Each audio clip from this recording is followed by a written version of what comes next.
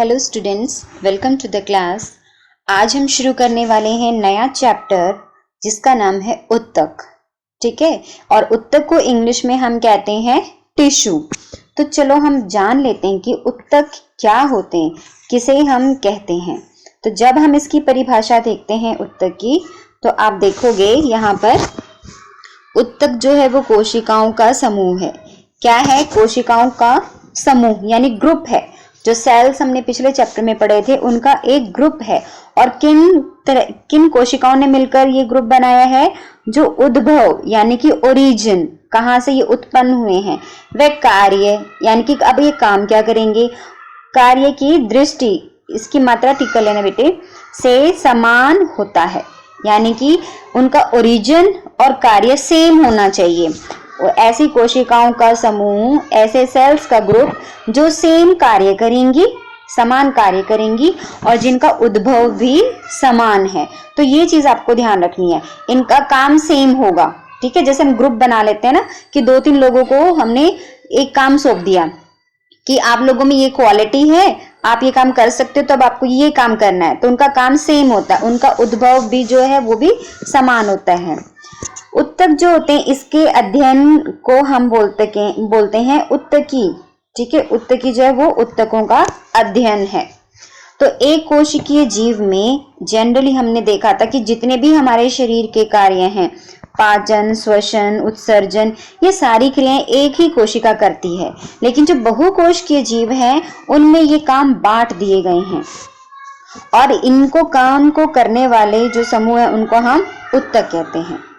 ठीक है, तो यहाँ पे आप देखोगे विशेष समूह है ये कोशिकाओं का जो संरचनात्मक, कार्यात्मक व उत्पत्ति में समान होते हैं। तो आप ये वाली परिभाषा भी लिख सकते हो उत्तक की, और जो हमने ऊपर स्टार्टिंग में पढ़ी थी, इन दोनों में से कोई भी परिभाषा आप लिख दे सकते हो। तो अब सबसे फर्स्ट हम क्या देखेंगे? पादप उत्तक, यानी कि जो पौधों में पाए जाने वाले उत्तक हैं उनको हम पादप उत्तक कहते हैं। उत्तक जो होते हैं पौधों में अलग होते हैं, जंतुओं में अलग होते हैं। ठीक है, तो जंतु उत्तक हम बाद में पढ़ेंगे, पहले हम पादप उत्तक देख लेते हैं। पादप उत्तक को हमने 2 कैटेगरी में बांटा है, विभज्योत्तकी उत्तक और स्थायी उत्तक। विभज्योत्तकी उत्तक को इंग्लिश में बोलते हैं मेरिस्टेमेटिक टिश्यू। ये वो उत्तक हैं जो विभाजन करते रहते हैं। ठीक है, इनमें विभाजन होता ही रहता है, नई नई कोशिकाएं ये बनाते जाएंगे। ठीक है, उससे नया उत्तक उत्पन्न होएगा। जो स्थायी उत्तक होते हैं इनमें विभाजन की क्षमता ये खो देते हैं, इनमें विभाजन करने की क्षमता नहीं होती है। जनरली इसमें काफी कोशिकाएं जो होती हैं मृत भी पाई जाती हैं, लेकिन विभज्य उत्तक में सारी कोशिकाएं जीवित होती हैं। तो कुछ डिफरेंसेस हैं इनके अंदर, अंतर हैं, वो हम आगे पढ़ेंगे।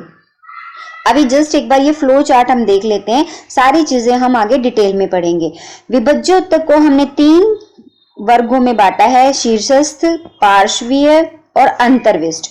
और ये विभाजन हमने इनकी पोजीशन के आधार पर किया है कि ये कहाँ पर उपस्थित हैं, इनकी उपस्थिति के आधार पर किया है। स्थायी उत्तक को हमने बांटा है एपिडर्मिस उत्तक में, उसके बाद दूसरे हैं सरल स्थायी उत्तक और तीसरे जटिल स्थायी उत्तक। सरल स्थायी उत्तक को फिर फर्दर हमने 3 कैटेगरी में बांटा है, पैरेन्काइमा, कॉलेन्काइमा और स्क्लेरेन्काइमा। ऐसे ही जटिल उत्तक को हमने 2 कैटेगरी में बांटा है, जाइलम और फ्लोएम। तो चलो हम इनको डिटेल में स्टडी कर लेते हैं। तो आज हम पढ़ने वाले हैं, जो हमारा मेन टॉपिक है वो है विभज्योत्तकी उत्तक। ये आपको मैं चित्र की सहायता से समझाती हूँ। ठीक है, ये देखो आपकी बुक में चित्र बना हुआ है, ये है हमारा विभज्योत्तकी उत्तक का चित्र। इंग्लिश में हम इनको बोलते हैं मेरिस्टेमेटिक टिश्यू। तो आप देखोगे यहाँ पे सबसे ऊपर जो लिखा है ना, एपिकल मेरिस्टेम, इसको हिंदी में हम बोलते हैं शीर्षस्थ। शीर्ष मीन्स एपेक्स, जो टिप होती है। ठीक है, आगे की जो टिप है, जो आप कह सकते हो चोटी है एक तरीके से, इसको हम शीर्ष बोलते हैं। तो यहाँ पर जो विभज्य उत्तक ये प्रेजेंट है इसको हम बोलते हैं शीर्षस्थ विभज्योत्तकी उत्तक। और ये कहाँ कहाँ प्रेजेंट होता है? जो जड़ की टिप है, यानी का जो जड़ का शीर्ष स्थान है वहां पर, और जो तने का शीर्ष स्थान है वहां पर। अब मुझे बताओ कि ये विभाजन करता है तो इस उत्तक से क्या प्रभाव पड़ेगा? पौधे की जो वृद्धि होगी उसमें क्या प्रभाव पड़ेगा, क्योंकि ये शीर्ष पर है। Very good. ये क्या करेगा, लंबाई बढ़ेगी, इससे जो पौधे का तना है उसकी लंबाई बढ़ेगी और जो जड़ है उसकी भी लंबाई बढ़ेगी, आगे बढ़ता ही जाएगा। इसकी वजह से यहाँ कोशिकाओं का विभाजन होता रहता है। सेकेंड है इंटरकैलरी मेरिस्टेम। इसको हम हिंदी में बोलते हैं अंतर्विष्ट विभज्योतकी। ठीक है, ये क्या है हमारा अंतर्विष्ट विभज्योतकी, इंटरकैलरी मेरिस्टेम। ये कहाँ पे प्रेजेंट होता है, पर्व पर। जो टहनी है, देखो आप यहाँ से टहनी निकल रही है, जो पर्व होते हैं, आपने गन्ना देखा होगा बेटा, उसमें आप देखोगे ना यहाँ पर ऐसे लाइंस होती हैं अलग अलग, वहां से उनके पोरे स्टार्ट होते हैं। तो ये वाला जो हिस्सा है इनको हम बोलते हैं पर्व। इंग्लिश में इनको हम बोलते हैं नोड्स, इंग्लिश में ये नोड्स कहलाती हैं। और यहीं से कोई भी टहनी जो होती है वो निकलती है। तो ये टहनियां क्यों निकलती है, क्योंकि यहाँ पर अंतर्विष्ट उत्तक उपस्थित होता है। तो जो पर्व होते हैं यहाँ पर कौन सा उत्तक प्रेजेंट होता है, अंतर्विष्ट उत्तक प्रेजेंट होता है, जिसकी वजह से साइड में से शाखाएं निकलती हैं या पत्ते लगते हैं। यहाँ पे कोई कोई आप देखोगे टहनी की बजाय सीधे पत्ता यहाँ पे अटैच होता है, तो ये किसकी वजह से होता है, अंतर्विष्ट की वजह, अंतर्विष्ट जो उत्तक होता है उसकी वजह से, इससे शाखाएं उत्पन्न होती हैं। लास्ट है लेटरल मेरिस्टेम। इसको हम बोलेंगे पार्श्व। पार्श्व होते हैं साइड, जो हमारे साइड हैं, पार्श्व विभज्योतकी, ये साइड्स में प्रेजेंट है। यहाँ पे देखो तने में इधर और इधर साइड्स में प्रेजेंट है। तो अब ये देखो ये इसके पार्श्व में साइड में प्रेजेंट है, तो इससे क्या होएगा, यहाँ पे इसकी वृद्धि होगी और धीरे धीरे तना जो है मोटा होता जाएगा। ठीक है, जो तने की परिधि बढ़ जाती है। आप देखोगे जो छोटा पौधा होता है उसका तना पतला होता है, धीरे धीरे जितना उसकी एज होती जाएगी उतना ही ज्यादा उसका तना मोटा होता जाएगा। तो जो तने की मोटाई है वो किसकी वजह से बढ़ती है, पार्श्व विभज्य उत्तक या लेटरल मेरिस्टेम के कारण। तो इस प्रकार हमने इनकी उपस्थिति कहाँ पर है उसके आधार पर विभज्य उत्तक को हमने 3 कैटेगरी में बांट लिया है। तो एक बार आप यहाँ पर इसको देख लो फिर से, यहाँ पे इनके बारे में बताया हुआ है। विभज्य उत्तक क्या करते हैं, वृद्धि करते हैं। ठीक है, और कहाँ पाए जाते हैं, तने व जड़ों के शीर्ष में और कैम्बियम में। कैम्बियम होता है तने का जो परिधि होता है। तो ये स्थिति के आधार पर वर्गीकरण है, किसके आधार पर है, स्थिति के आधार पर। पहला है शीर्षस्थ विभज्योतकी, जिसे हम एपिकल मेरिस्टेम कहते हैं। ये कहाँ प्रेजेंट होता है, तने व जड़ के शीर्ष पर होता है और इसका कार्य क्या है, लंबाई में वृद्धि करना। ठीक है, तो यहाँ से स्थिति पता लग रही है हमें। 2 चीजें आपको ध्यान रखनी है इनके नाम के साथ साथ, कि स्थिति कहाँ पर है, तने व जड़ के शीर्ष पर, और कार्य इसका क्या है, इसका कार्य है तने में लंबाई में वृद्धि करना। सेकेंड है पार्श्व विभज्य उत्तक। ये कहाँ पे प्रेजेंट होता है, परिधि में, जड़ व तने की परिधि में स्थित होता है। कार्य क्या है इसका, मोटाई में वृद्धि करना। ठीक है, थर्ड देख लो अंतर्विष्ट विभज्य उत्तक, इंटरकैलरी इसको हम बोलते हैं।